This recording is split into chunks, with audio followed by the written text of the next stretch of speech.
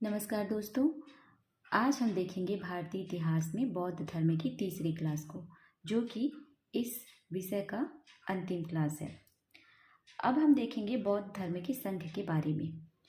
तो महात्मा बुद्ध ने अपनी शिक्षाओं का प्रचार करने के लिए संघ का निर्माण किया था, जो कि गणतंत्रात्मक प्रणाली पर आधारित था, जिसमें कि हमने 16 महाजनपद जब पढ़े थे तो उसी समय जो 10 गणतंत्र राज्य भी थे, जिसको हम देखेंगे कपिलवस्तु के शाक्य, सुमसुमारा के भग्ग, जिसे कई ग्रंथों में सुसुभारगिरी या सुमसुरगिरी भी कहते हैं, अलकप के बोली, केसपुत्त के कलाम, जहाँ से उनके गुरु अचार कलाम संबंधित थे, अलार कलाम, और रामग्राम के कोली, कुशीनारा के मल्ल, जहाँ पर उनको निर्वाण प्राप्ति हुई थी, पावा के मल्ल, पिपलीवन के मोरी, जहाँ से चंद्रगुप्त मौर्य बिलोंग करते थे, वैशाली के लिच्छवी, जहाँ से महात्मा बुद्ध की माता आई थी, और मिथिला के विदेह। ये 10 गणराज्य यहाँ पर उपस्थित थे 16 महाजनपद के समय। अब हम देखते हैं महात्मा बुद्ध ने जो संघ बनाया था उसमें कौन कौन, मतलब क्या क्या उनके रोल थे। तो उसके लिए उन्होंने 3 संकल्प पारित किया था। इंद्रिय निग्रह अर्थात इंद्रियों को वश में रखना, अपरिग्रह अर्थात अधिक संपत्ति संग्रह न करना या संपत्ति के प्रति आसक्त न होना, श्रद्धा का अर्थ था विश्वास, आस्था और समर्पण। जो भी व्यक्ति इन तीनों संकल्पों को पूरा करता था उसे ही संघ में प्रवेश दिया जाता था। अब हम देखते हैं ऐसे कौन से व्यक्ति थे जिनको संघ में प्रवेश की अनुमति नहीं थी। तो 15 वर्ष से कम उम्र के व्यक्ति, सैनिक, दास, चोर, हत्यारे, रोगी, ऋणी, इनको यहाँ पर प्रवेश नहीं था।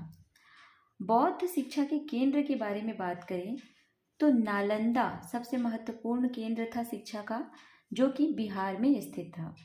इसको गुप्त वंश के कुमार गुप्त राजा ने बनवाया था। ये महायान शाखा से संबंधित है। वल्लभी गुजरात के अंतर्गत हीनयान शाखा की एक शिक्षा का केंद्र था।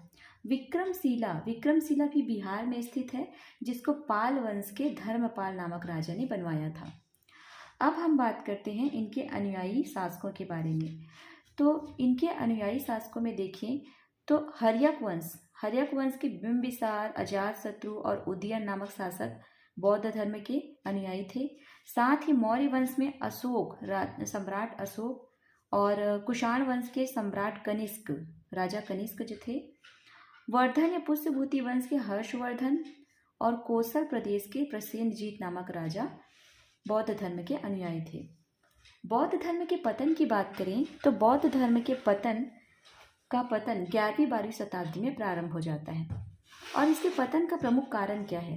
तो सबसे पहले हम तो जानते हैं वज्रयान नामक शाखा देखे थे। तो वहाँ पर जो बौद्ध धर्म को वैदिक धर्म से रिलेट करने लगे, जिसके कारण उन्होंने महात्मा बुद्ध को विष्णु का अवतार मानने लगे। साथ ही देवी तारा की पूजा करने लगे उनकी पत्नी के रूप में। तो इसलिए भी है, और तंत्र मंत्र जादू टोना भी वहाँ पर आ गया था, इसलिए उसका पतन होना स्टार्ट हुआ। साथ ही बौद्ध धर्म में भ्रष्टाचार का प्रवेश हो गया, और कहीं ना कहीं ये भी कहा जाता है कि पाली भाषा को छोड़कर संस्कृत में प्रचार करना भी उनके पतन का एक कारण है। और जो हर्षवर्धन शासक थे, उनके समय कई ऐसे महत्वपूर्ण शासक हुए जिनका समर्थन बौद्ध धर्म को नहीं मिला। ये सारे इनके पतन के कारण रहे। अब हम देखते हैं महत्वपूर्ण स्थल बौद्ध धर्म से संबंधित। तो अजंता एलोरा, महाराष्ट्र में जो अजंता और एलोरा की गुफा है वो बौद्ध धर्म से संबंधित है। सांची का स्तूप एमपी में है। बोध गया बिहार में, जहाँ उनको ज्ञान प्राप्ति हुई थी। लुम्बिनी नेपाल में है, जहाँ उनका जन्म हुआ था। कुशीनारा, जहाँ पर उनको निर्वाण प्राप्ति हुई थी। सारनाथ, यूपी के जो सारनाथ है, जहाँ पर उन्होंने धर्म चक्र प्रवर्तन अर्थात सर्वप्रथम शिक्षा दी थी 5 ब्राह्मणों को। बामियान पाकिस्तान के साइड आता है, जहाँ पर बुद्ध की प्रतिमा है। अगर हम दक्षिण भारत की बात करें तो वहाँ पर श्रावण बेलगोला, जहाँ पर गोमतेश्वर प्रतिमा है, बहुत बड़ी प्रतिमा है, ये कर्नाटका में है। मास्की भी साउथ में है।